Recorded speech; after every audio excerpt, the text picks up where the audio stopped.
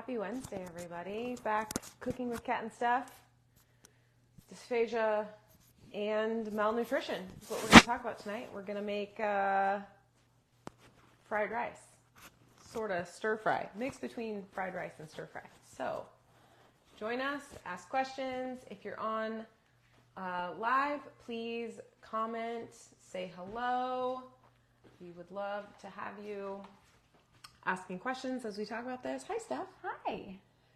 It's a beautiful day out there, and it seems dark in here. We were just talking about how the lighting seems a little... It does. I might need to put some new light bulbs up there. It's just so bright outside. It's such a beautiful day. It is a nice day. So, I hope that it's a lovely day where you all are at as well. And looks like we're having trouble finding our video so that we can check out our comments. Try that one right there. What? That, yeah. Will it show up now? Yep. Hey, there we are. Okay, perfect. Good. I don't know if we're... Nope. Okay. All right. So, dysphagia, difficulty swallowing. How does that relate to malnutrition? Well, that's an excellent question.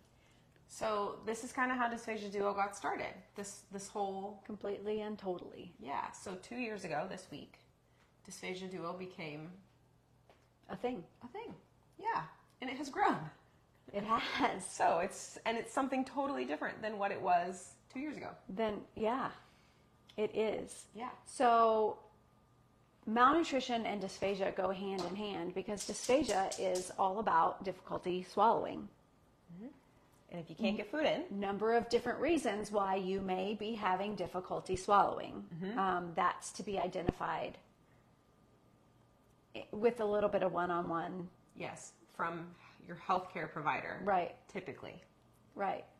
And then if you can't get food in or swallow it, then of course the amount of nutrition that you're getting is less. Yep. And then over time, less nutrition means muscles are receiving less nutrients, which makes them weaker. Yes. So it's just this cycle that difficulty swallowing, can't eat as much, malnutrition, can't swallow as much. It's just this cycle that keeps going. Yeah. Hello, Karen and Catherine. And Katie Lynn. And Katie Lynn. I saw she's up at the top. I missed that. And a few other people. I see the little eyeball up there. We just can't see who they are. So please say hello. So we are going to do a veggie. It's sort of a cross between stir fry and fried rice. Right. So we had some leftover rice. And what better to make with leftover rice than fried rice? Fried rice. Yes. And we have a bunch of veggies because 'tis the season. Right. So we have onion, cabbage, green beans, zucchini, bell peppers, and then eggs. Right. So the protein in our fried rice is going to be eggs. Eggs. Yep. And that's good. Yes. We like eggs. Eggs are easier to digest than some other types of proteins. Mm-hmm. They also get smoother. They do. Yeah. Hi, Kara. So with dysphagia, as our pan is heating up here, do you want to, should we scramble the eggs first, take it out, and then? I think we should scramble the eggs last. Okay. Have you ever done it that way before? Just push everything to the side and scramble it in there? Yeah. That's fine. And we'll just mix it all together? Yes. Okay. So we'll start with the onions, and then we'll do the cabbage and the bell peppers. We par-cooked the... Fresh green beans. Yes. Thank you. Words are hard. It's okay. It's been a day, I think. Hello from Florida, Christina. Nice to see you. And then some fresh zucchini. And we probably won't use all this zucchini because it was a small zucchini, but there's always a lot to it. It's more than you think. Yeah. So this will be nutrient dense. It's going to be high in fiber. It's going to have a fairly decent amount of protein in it between the eggs and then some of the veggies. So here we go. Let's do it. Protein is the hardest to get in, as all of you know. So, protein is what your body needs to heal, to build muscle, to make sure your immune system is nice and strong and defending you. Protein is how your body builds the tools that digest food. Protein is necessary for producing hormones. So protein, being animal proteins in particular, are really difficult to get in with swallowing difficulties.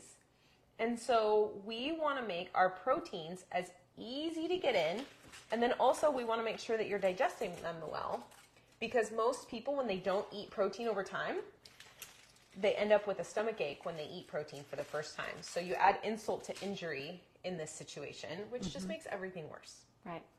So we have to get your protein in gradually when you're not getting a whole lot in. Usually we do that through liquid sources, like shakes, protein powder,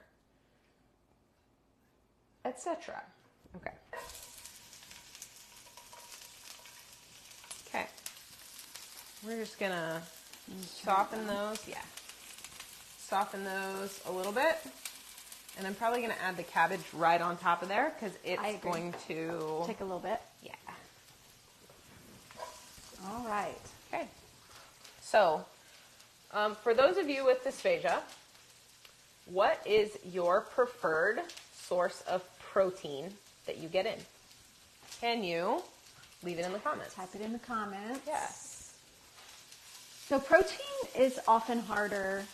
Animal protein is often harder because there's more structure to it. It's more solid. It's denser. It's denser. That's a good word. Yeah. So it's more difficult. And for those of you that have been following us for a while, you know that our goal is to find ways to make things more smooth for you, to make it more palatable and to make it more smooth. Yeah. And by palatable, I say tasty. Yeah. We want it to taste good so that you'll eat it. Right. And that you'll want to eat it. Right. We don't want eating to be a chore. Right. Or to just be something that you have to do because. Yep. Yep. So we have meat, do a lot of chicken, and then skyr, yogurt, or a protein shake. So in the U.S., we would call that Greek yogurt, basically. Skyr is a traditional Icelandic dairy product similar to yogurt. So Nice. that's fantastic. Or a protein shake. Yeah. I'm a big fan of protein shakes. Good. Yeah. Yeah. I recommend them all the time. Okay. So we just want our onions and our cabbage to get nice and soft. It's on about medium heat. So protein powder or beans or tofu, Greek yogurt. Yep, perfect. So when it comes to protein, if your body is not getting protein put in, because our bodies cannot make certain proteins. We have to eat them so that our bodies can use them to make more proteins. If you're not eating enough of those things, your body is going to break down your muscle and use that to put it where it needs it the most, which typically your heart, your kidneys, your brain. And this is why a lot of people, when they get malnourished, they have trouble. Their cognition gets a little cloudy. Yep. Yep. Thanks. Throw in the peppers. Okay. And we want to make sure that your brain is functioning well. So we want protein to be your primary priority when it comes to getting in nutrition. Because when you have dysphagia, you already know this, so I'm preaching to the choir, but eating is a chore. It's no longer enjoyable. And so what I want you to think about when it becomes a chore is that you need to treat eating like a job. Because once we treat it like a job, we can say, okay, I need to get in protein multiple times a day. How am I going to do that? And if you can start to get in protein consistently, you're going to start to feel better. Your body is going to start to put that protein back where it needs to go. So typically we see a lot of people who have hair loss. Their fingernails do weird stuff. Their skin is not as healthy. Their teeth start to discolor. Yep. And so that protein is going to go back to those places last, right? And so if you're getting in protein consistently throughout the day, every day, not just once a day, but throughout the day consistently, and then consistently throughout the week, and then throughout the month, your body is going to start to rebuild, and then your hair will probably come back last. Because you don't need hair. Right. Or fingernails. Or fingernails. I mean, we think we need fingernails, but technically you don't to live. Correct. You do need teeth, though. I mean, people don't need teeth, but we also know that your oral health is a sign of your overall health. Yep. So if we can get you to the point where you're getting enough of the right things in, and those teeth start to look better and work better, that's a good sign. And the thing, too, is to remember that this typically takes time for your body to malnourish like that. So it has happened over a period of time, meaning that your dysphagia has probably, isn't Katie Lynn She's a dental assistant. Yes. So she put, way to go, Katie So she's Lynn. big on the teeth health. Yes. So this has happened over time. Yep. It's not something that we recommend or that you're going to be able to just fix in a day or fix in 2 days. Right. It's going to take time to start adding in. And we want you to gradually increase your protein and your fats and your carbs. Yep.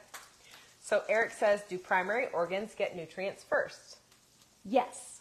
They have to, or you can't live. Right. So yes. So heart, brain, kidneys, gut. Yes. Absolutely. That is what's going to be first. That's probably good, right? I think so. Okay. And then your liver, of course, your liver, your pancreas. So all of those, you need those organs to live. You cannot live without them. So protein is how your body has structure. So everything that you see on a person is made of protein. And then each of those cells is surrounded by fat. So all of your cells in your body have fat in them, and that's protective on purpose. Your brain is something like 60% fat, right? Yep. So we really focus on infants getting enough nutrition, and they supplement formula with EPA and DHA, which are omega-3 fats, from animal sources, because EPA and DHA do not come from plant sources. They only come from animal sources. And so we want babies' brains to develop fully. Right. And so if they're not getting those things, then we see cognition delays and other concerns. I was told to make sure we dysphagia patients really take care of our dental health to prevent illness such as pneumonia. I didn't realize there was a connection. There is a connection with your oral health and everything in your body. Yes. Yeah. So dental health prevent illness. So what happens, so if you have issues with your dental health, so we all have bacteria in our mouth, and it grows. It's natural. It's part of what helps to start breaking down food. Yeah. But if you don't take care of your teeth and the mucous membranes of your mouth, you grow excessive amounts of bacteria. So for people who don't even eat, for people who are tube fed, they can get aspiration pneumonia from aspirating the bacteria in their mouth. So we still want you to care in for saliva. your oral health. Absolutely. Yes. Vitally important. Yes. Yeah. So Eric says, is butter good for your brain then? So butter is typically a saturated fat, which means it's solid at room temperature. So butter is not the one that I would say is good for your brain, no. Fish like salmon and tuna, walnuts, chia seeds, flax seeds, those are some of the better sources of omega-3 fats that you want to add into your diet. You can also get flaxseed oil, which is really easy to digest for most people.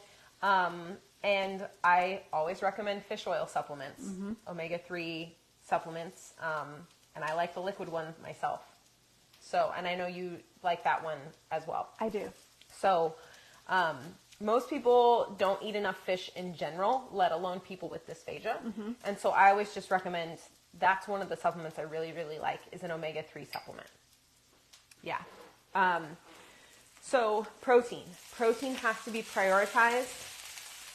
Protein from meat, you can eat less in order to get what you need. When it comes to plant sources of proteins, you have to have 2 different types of foods in order to get a complete protein. So there are 20 amino acids. 9 of them that make up proteins are essential, which means you have to eat them. Your body cannot make them. Just like with the fats, omega-3 fats, you have to eat them. Your body cannot make them. And so you need to eat enough of these 9 amino acids in order to have a healthy protein ratio in your body. With meats, it's easier because you don't have to eat as much. When it comes to plant sources, so we would have like rice and beans, so a grain and a legume make a complete protein. The difference is you have to eat more because there's less protein in those foods and there's more carbohydrate. So one of the things that we find is for people who have difficulty swallowing, it's typically exhausting to eat. Yeah. So we're looking at being able to get more nutrition in smaller amounts so that we're not burning off as many calories and nutrients just by nature of eating. Yeah. So true. Yeah. Yep. So we like efficiency when it comes to food and dysphagia. So we do work with a lot of people who eat only a plant-based diet and they don't have meat in their diet, and that's okay. But I also want you to realize that you're going to have to eat more. So there's strategy involved in that too. Whey protein powder is a dairy-based protein, which comes from an animal. So yes, whey protein is a complete protein. So we do like whey protein supplements for people who tolerate the dairy because it's a complete protein, and it's typically whey is easier to digest as long as you are not lactose intolerant or allergic to dairy. Yes. Do you want any other? So we have. So I've been seasoning as I go. So layering your flavor is going to help to preserve flavor. Words are hard today. Flavor Yes. when you're pureeing. Yes.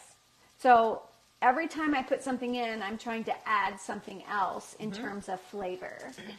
So we have a couple of different things here. So soy sauce. I'm going to put a little soy in now. She has some sesame oil over there. We have a little bit of rice vinegar because sometimes you need a little bit of acid to brighten flavors. And then she also has this black bean garlic sauce that we're going to add a little bit of because it smells delightful. And I started with just a little salt and pepper with the first. Oh, well. There's not much in there. I didn't realize that. Okay. We'll use it all. Okay, so we've talked a lot about protein. Protein's really, really important. Something like chicken or turkey would go really, really well in this stir fry. Like I said, we're just using eggs, but you could add a number of different things into it. This is versatile. So let's talk, we talked a little bit about fat. Fat is really important for protecting your cells. It's really important for brain development and brain health. Fats are also responsible for your production of hormones in your body. So those hormones that trigger hunger and fullness, hormones like insulin, that controls blood sugar, hormones like estrogen, progesterone, and testosterone. And there are dozens and dozens of other hormones in our body also. There are hormones that regulate blood pressure and all kinds of things. So we need fats. We need our liver and proteins in order to produce cholesterol to make all these hormones. So fats are really, really important for a lot of things in our bodies. We just want to make sure that we're eating the right kinds. So omega-3s is a good place to start. We really like avocado oil, olive oil. Canola oil actually does have a fair amount of omega-3 in it, especially if it's more on the organic side and less processed. And then I'm not opposed to butter as long as it's not the only fat source in your diet. Because I like butter. I like butter a lot. It tastes good. Yes, it does. And it adds a lot of flavor to what you're cooking. And calories. And calories. Yeah. And flavor. So we're talking flavor. Right. We want to layer flavor. Yep. So we could have used a little bit of butter in this if we wanted to, but we didn't. We still could actually. But I put the sesame oil. So we have. Yep. Enough fat. So sesame oil is a good option as well. Kara says, I use ghee instead. So the difference between ghee and butter is that ghee has been cooked down. It's butter that's cooked down and has all of the solids removed, so it's clear. Do you want the rice in next, or do you want the eggs next? What do you think is... Well, we need to fry up the rice at some point while there's still space in the... Okay, so I think we do the rice next, and then we'll do the egg last, and that way... Okay. It'll still be pretty moist if we cook the eggs just right. So let's talk carbs because, or unless anyone has any questions about fat real quick before I get ahead of myself. So I do want to say that typically rice is very difficult for someone who has dysphagia, particularly fried rice, because we're separating all of those kernels and we're, so not necessarily a dish that I might recommend for someone who is on a level 6 or 5, unless there's a lot of sauce. Makes sense. Because you want all of those kernels to stick together. Right. You don't want them to fall apart. Okay. So if you have questions about fat, throw them at me and I'll answer them as we continue to talk about carbs. So carbohydrates are your body's main source of energy. You need to be eating carbohydrates. We just don't want you to eat too much. And our culture today is really big on carbs, carbs, carbs. So we are trying to get people to understand that you need carbohydrates. They are healthy for your body. But too much creates difficulty for your body in managing blood sugar. This is whether you're diabetic or not. So typically someone who's diabetic has been struggling with blood sugar for a long time before it becomes a problem, because our bodies are very, very good at maintaining balance until they just can't anymore. So we want you to eat carbohydrate, but we want you to eat it with protein and with fat. So we want balanced meals and balanced foods so that you get energy, you get the protein, so your body can use that to build new tissues and new muscles, or new immune system parts, so your body can defend you. So when it comes to carbohydrates, carbohydrates are my favorite, right? They taste good. They get sweet. If you have a cracker and you put it in your mouth and you just let it sit there, it's going to turn sweet because the enzyme that's in your mouth that helps break down carbs starts to turn that into sugar in your mouth. So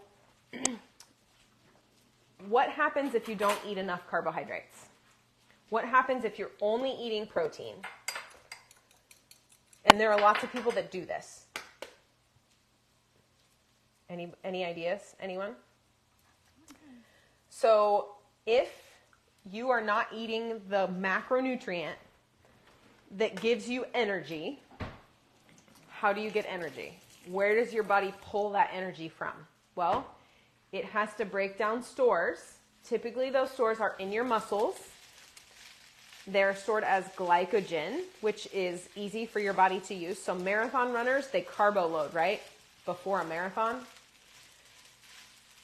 which means they eat a whole lot of carbohydrates the day before. Those stores get stored in your muscles as glycogen or in your fat storage. Typically fat storage, which are these, these parts where women sometimes talk about, yes, those are good. They're there for a reason. Love handles? Yes. They're important. Your Muffin top? body, yeah. I think They're good. I think having weight on is not a bad thing because that weight is protective for most people. In more ways than one, Exactly. actually. Yes. For physical reasons Yes. and for health reasons. Yes. Because if you all of a sudden lose weight, we want to make sure you have weight to lose. Because we don't want you losing muscle, right? So if you don't put carbohydrates in, your body is going to burn muscle for energy. And we want to keep that muscle where it's at. Okay? And for those of you with dysphagia, you may want those muffin tops back, right? Yeah. That's what we're trying to help you. Yeah. So Karen said low energy. Yep. Eric says concerns are good to gain weight and maintain weight. So carbs. Yes. So carbs can help with weight, adding weight. Fat helps with adding weight. Protein does as well because muscle weighs more than fat. But we have to get you to the point where your body takes that protein and puts it in your vital organs first and then can rebuild those other muscles, specifically the ones we're talking about are here, right? Yes. That's what we want to build. So it's important that you have a well-rounded, balanced diet so that we're keeping care of those vital organs, right? We're taking care of your energy level. And carbs are full of fiber, which is good for your gut health, which is good for your brain health, right? We haven't talked about that in a while, the gut-brain connection. We haven't. Maybe we need to talk about that next week. Maybe that's next week. Because I think that's really... sweet potatoes are considered a carb. Yes. Yes, they are. And if you guys have questions about what foods are what, put them on here just like that. Yes. Yeah. Sweet potatoes are a carbohydrate. They're a good source of fiber. We usually like to add a little bit of fat to them, like butter, because butter is delicious, right? And butter carries more flavor. So if you add other seasonings to that, it's going to infuse that other flavor. Like we talked about herbs last week. You could add all kinds of herbs to your oil, your butter, and then use that to season your food, and it's going to taste amazing. I'm really excited about this. So am I. So it's really important that when we look at a plate, and I don't have an actual plate here, but that's okay. I'm going to use my bowls as an example. So, and this actually works because I have two bowls that are similar. So when we're looking at a plate, we want you to have a quarter of your plate as your protein, okay? We want you to have half of your plate as your vegetable or your high fiber food, and then we want you to have a quarter of your plate as your carbohydrate.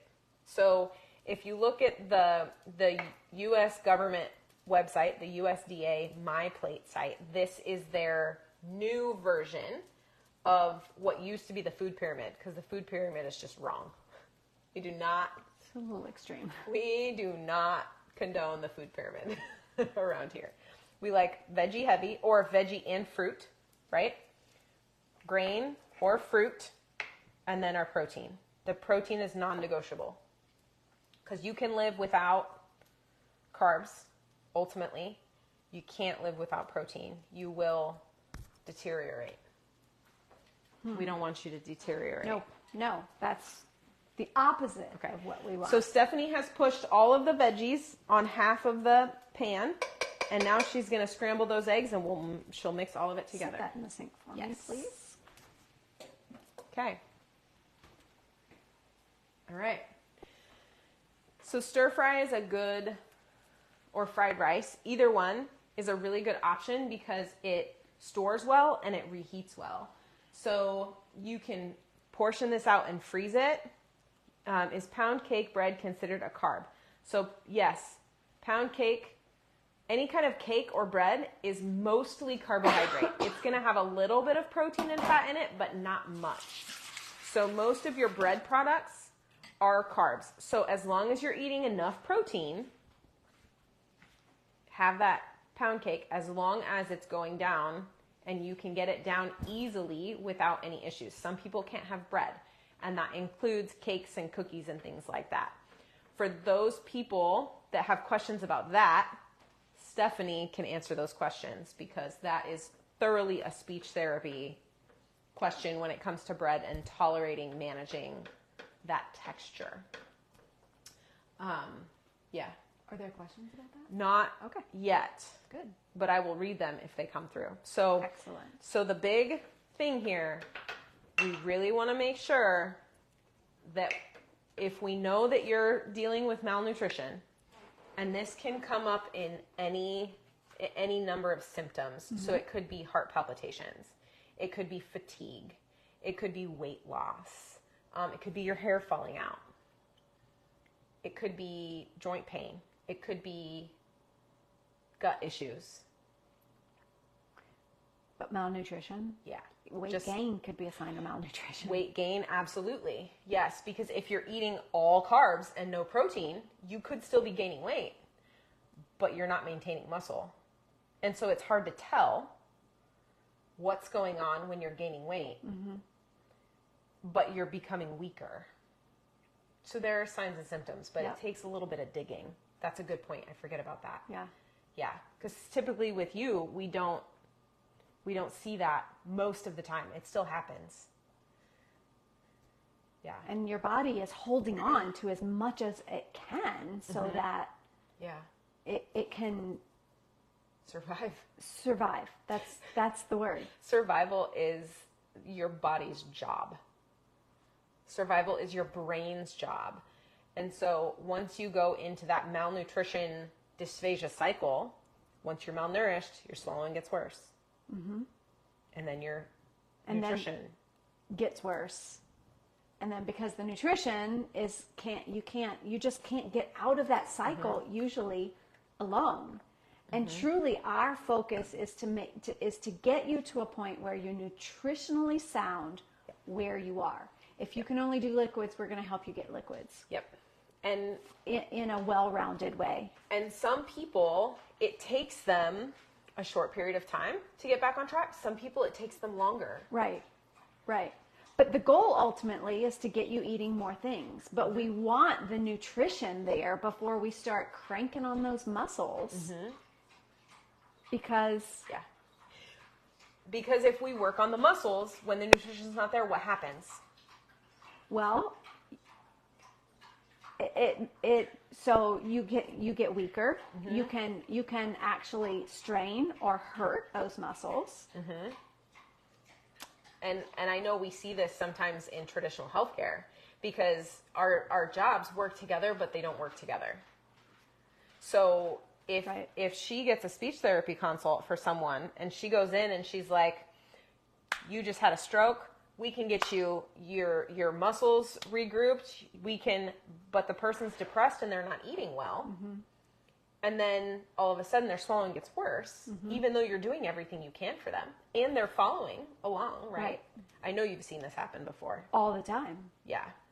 We see it fairly often because there's only so much we can do in certain settings. And it doesn't even have to be a stroke. It can be anything. Yeah. You go in for surgery and, mm-hmm. You start eating less simply because you're in bed a lot, you sleep a lot, you've been intubated, and it can start just with that. Yep. I'm going to turn this off. Then you can mix. So I work at a small hospital. I go like 1 to 2 hours a day typically and see a handful of patients. And I had a physician's assistant one day pass me in the hall and go, "Who are you?" And I said, "I'm the dietitian." He goes, "Our patients' protein numbers look amazing. You're doing great." And I was like, yes, because my focus is let's talk protein when you're healing. And when your body is in a state of trauma, whether we cause that trauma through surgery, whether you're having a swallowing issue, whether you just had a virus mm-hmm. or a GI bug, or you need protein to heal. Yes, you do. And a lot of time you need extra when you're in that healing state. Right, because your body is working twice as hard to heal, so it's using up more. Yep, which means you need more protein and you need more water, because water is how your body carries things to different parts of your body. So, Okay, so that this is looks what it lovely. looks like. So we have the scrambled egg on this side. I'm going to break it all up.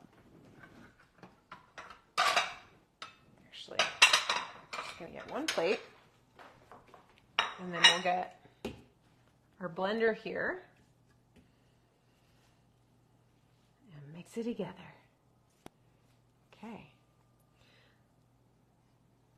And I know some of the people who watch our show, they don't even say anything, but we hear on occasion, we'll talk to them. Maybe they have a question and they'll shoot over and they're like, I took your advice and what you said and I gained 20 pounds. And we're like, yes, please tell us. Yeah. If you have a win like that, we want to know. We do want to know. If we've given tips or tricks or said anything that helped you improve, we want to hear about it. Please. Yeah. You can go to our website and submit just that through. You can go to Google, you can go to Facebook, you can leave us a review, you can, or you can shoot us a text message. That's true too. All right. Let us know. Are we ready to try to make this IDDSI level 4? Yes, we are. Are we going to need a little bit of water? We absolutely will. You can take this that way and just shake it up in there so that you have a little bit of flavor in. The black bean garlic sauce jar, we're just going to put water in there and shake it up. I like this idea. Flavor is the name of the game. Any kind of flavor. If you don't have that and you're not using any kind of sauce, you can just add salt to your water. But adding flavor to everything that you add in is important to be able to maintain flavor in the finished product, in the final product. Yep. I need to get a regular spoon. Do you want this one? It's a little bit small, but okay, let me make sure I get the lid on here so I don't. Where did the black bean sauce come from? That sounds good. I don't know, Steph. Where did the black bean? It's just a regular grocery. It's just in the international foods section where the Chinese food is. Yeah. Is there something else I can add to my food that works as well as turmeric or cumin? I still don't feel well when I try it. Then don't eat it, because even though it's an anti-inflammatory, for you it's not. It's causing inflammation. I'm the same way. I can't. Turmeric is one of those things that my body just doesn't quite do well with. Other herbs and spices. All of them. All the ones your body will tolerate are the ones that you should eat. Add to your food. Yeah. Okay. Look at that clean jar. Now it's rice, so we might need a little extra. Because remember, starches thicken. Oh, I realized it was in the Kate Farm shakes. Oh yeah, I forget about that. Okay. Yep. We love Kate Farms, but if it doesn't agree with you, then try something different. Yeah, we're still gonna need more water. Oh, maybe not. It's getting there. I didn't think to cut some green onions. Oh, green onions would have been good in this. That would have been good in that. Yeah, we need more water. Okay.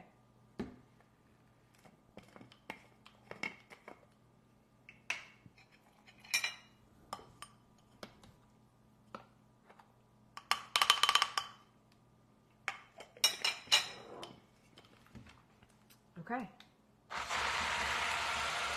All right. And there it goes. So because so rice is often very hard to puree on its own, but because of all the things that we have in here, we have zucchini. That is going to help the rice to blend smooth. Because zucchini is full of moisture too. The eggs are going to help it to blend smooth. It smells so fragrant. It doesn't look super smooth. Nope, not yet. We're going to go one more time. I'm going to add just a touch more liquid. It's almost there. How does it taste? Really good. It's good. Yeah, really good. But all the things that we've added in here will help it to blend smooth.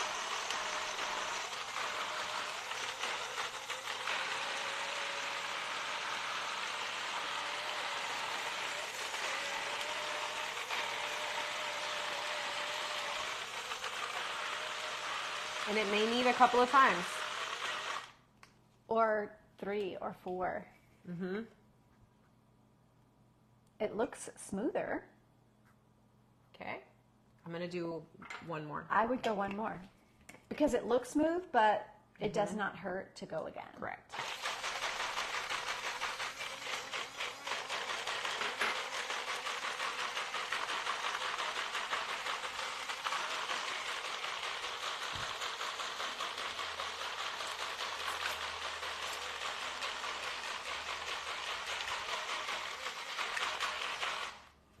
Okay.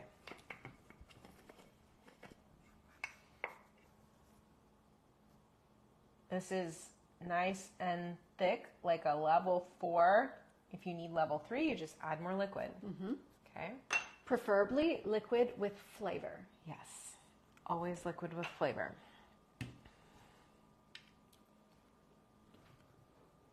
That's nice and smooth. It is. It's very flavorful. You can taste all the different. Mm-hmm. Yeah. I think we could have even gone one more. One more blend. One more blend. Mm-hmm. I'm still feeling a little bit of the rice. If you're okay with a little bit of texture, it's fine. Mm-hmm. This is considered pureed. Mm-hmm. So it doesn't have to be completely smooth for it to be considered pureed. Mm-hmm. It is still pureed with texture. Mm-hmm. So if you were in a nursing home and we were doing a puree, it would not get pureed this far. It would not be this. It would have way more texture. Mm-hmm. But this is, it's pretty darn smooth. But it does have a little bit of that texture in there. It's just, I think with time, with a few more blends, it would have, I think so too, cleared it out. But it's also getting kind of gummy. So the more we blend, the gummier it will get. Yeah. And if I had scraped it down, it may have gotten a little bit more, but how'd we do? So for this to be a level 5, I'm going to grab this guy. Okay. Because I didn't cut the cabbage super small. I did it shredded. And so the cabbage and the zucchini and the bell pepper are all a little bit chunkier. So would you call those more of a level 6? Or would you say? I would say that this is a good soft and bite size. I would say that the cabbage could have not been as long. I could have done it shorter. Yeah. But that's modifiable. So we're modifying it now. So we're going to make it minced and moist. However, rice can still be very tough. Now, if you have a side of something that has gravy, has a sauce with it, add some of that sauce if you have difficulty with rice. Okay. So here is our minced and moist. The pieces are very small. It is sticking together. If you need, I would say more sauce is never a bad thing. No. Okay. Minced and moist, pureed, and soft and bite-sized. So you need to get out of the malnutrition cycle. Yes. Typically, we do that by changing what you're getting in. And we figure out what the easiest thing to get in is that is more nutrient dense. Right. More density per amount.